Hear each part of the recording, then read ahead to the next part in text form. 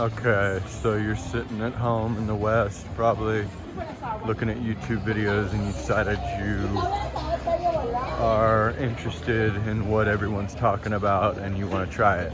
Okay, so you want to move to the Philippines, but you've never been here. So here's what I did, step by step. I finally just booked a ticket and didn't, it booked a 30 days, 29 days to be exact, is what you want to do. Round trip, try to get the best fare you can, and come out for a trial run, see if you even like it. So basically the way to do that is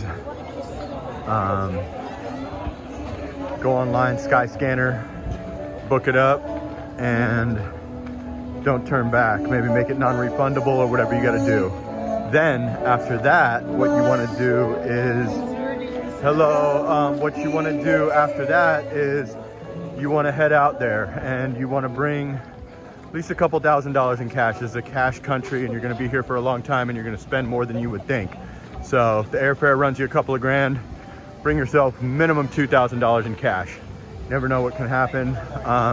You may want to notify your credit cards in your bank that you are traveling so they do not cut you off or think that your card has been stolen. You're also going to want to contact your cellular phone company and let them know that you'll be roaming, etc. Then on top of that, you're going to want to get an Airbnb. If you're talking to a young lady, like 90% of the people are going to be, rather than get an Airbnb for 30 days where she's at, get it for 7. And assume that the worst could happen and you could end up not with her.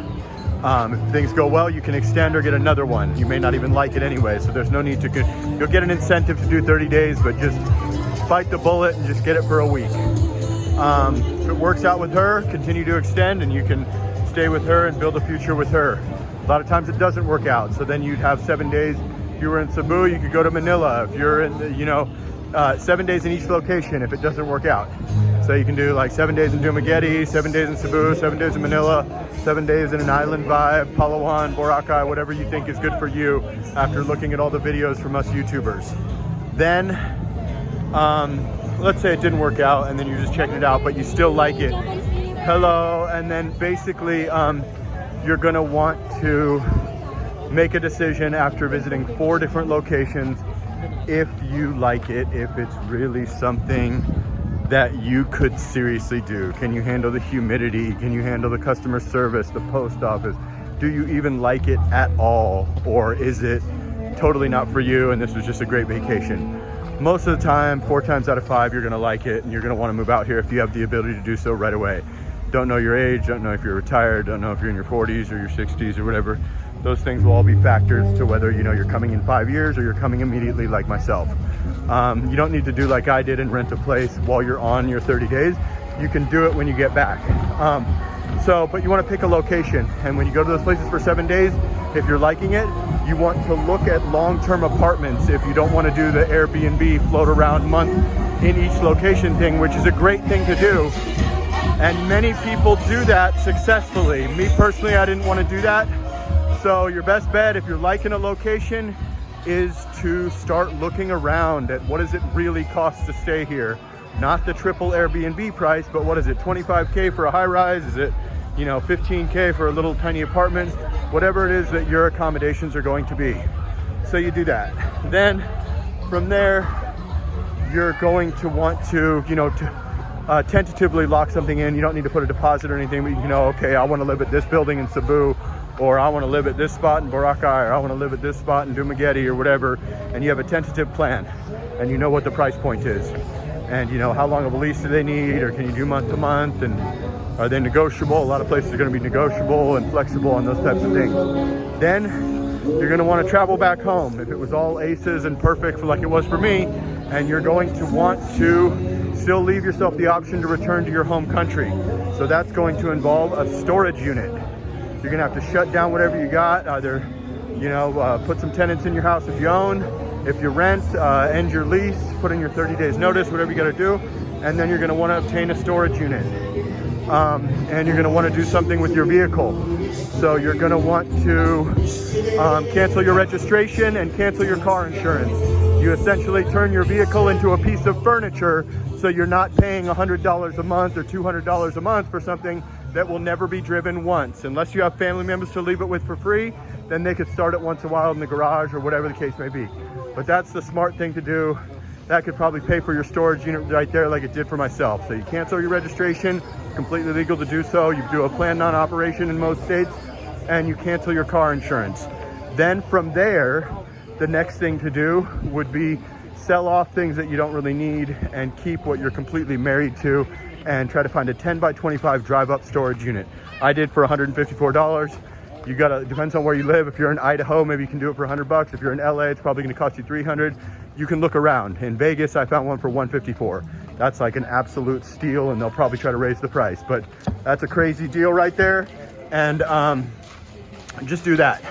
So then at that point, what you're gonna wanna do is figure out you know, what needs to go in there and what you can sell in that 2-3 weeks that you're back in town. Try to raise some money, try to sell some things that you're not really married to, and cram in there what you need. If you have a family member or a family home, you're gonna wanna put your real valuables in there, because storage units can be broken into. You're probably gonna wanna double lock your storage unit and get somewhere in a good neighborhood. So then on top of that, then you're gonna head back. Then if you're not like me and you already got a place, then you're gonna need to establish a place right when you get here. Bring all your electronics, bring like one pair of pants and a raincoat. Outside of that, it's like 85 degrees everywhere all the time, with the exception of the province and stuff. But you don't really need like 7 winter coats and, you know, 5 pairs of boots and shit. Just be realistic. If you're like a big and tall guy, you want to bring that stuff, because you're gonna have a hard time finding that type of stuff. But your electronics and mainly your electronics, that's gonna be the one thing you cannot leave home without. And a lot of like summer clothes, and you know, you're gonna need to figure out money. You either need to come out cash heavy or have a Charles Schwab account, or be ready to pay about $15 for every $170 you receive if you're on the plan that I'm on. So you can either come out with $9 grand, unless you want to talk to customs, and just be careful, or you can Western Union yourself money. You can start a Charles Schwab account, which reimburses you for some fees, I think, or every time you take out 10,000, which is the limit at almost every single ATM. Like if you're in my situation, you're gonna get charged about 800 to 900 pesos per $180 or whatever 10,000 pesos is. So it's not a great deal.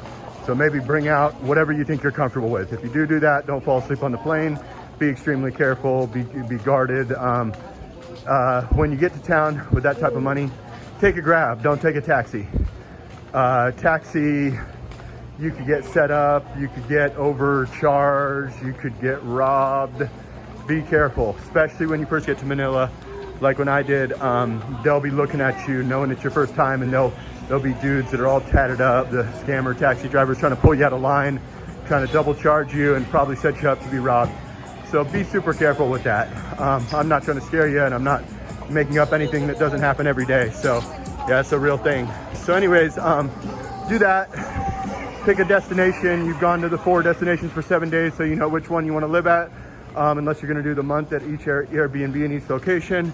And then another thing you need to do while you're in the States is you have to maintain a United States cellular phone plan, because if you don't maintain that, your bank or one of your credit cards is going to need to talk to you.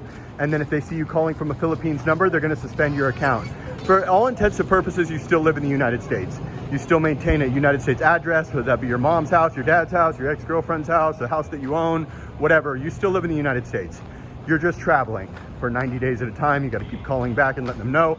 You have to maintain a US telephone number. Best way to do that is Mint Mobile. You can port your number over to Mint Mobile. Mint Mobile is $15 a month on the bottom rung plan, which is all you will need. And you keep a secondary device. You get a Philippines number, which you're going to end up probably needing to communicate with the locals, and just to be, you're just going to need a Philippines phone. You need 2 phones. Doesn't matter if it's an old piece of shit phone or it's a brand new iPhone. You need 2 phones. So basically,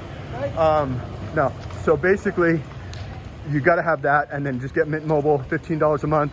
I'm so glad I had prepaid a year and I couldn't cancel it, because that has saved me so many times from getting my bank account or one of my credit cards cut off, and that would have been tragic. So that's another thing that you need to have in place, and you got to figure out your money situation. Are you coming over cash heavy, or are you coming over with a Charles Schwab account, or are you just paying the cost to be the boss by every $180 you get, you pay about $15 in fees. There's no two ways about it. There's no way around it. You can Western Union yourself some money and then pick it up when you get here, but you'll pay Western Union fees. It just is what it is. If you don't bring over cash, which could be risky, you're going to be paying to get your money. End of story.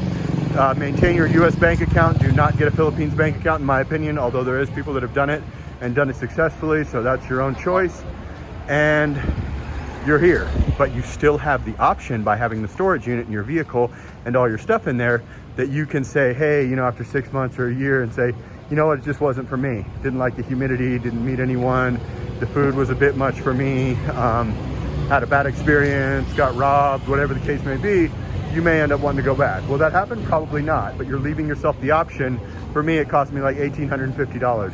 It's well worth it to still have a Mercedes and all my TVs and my couches and all that good stuff, as opposed to just, you know, this has to work and just selling everything like most of these guys did, which I totally get it.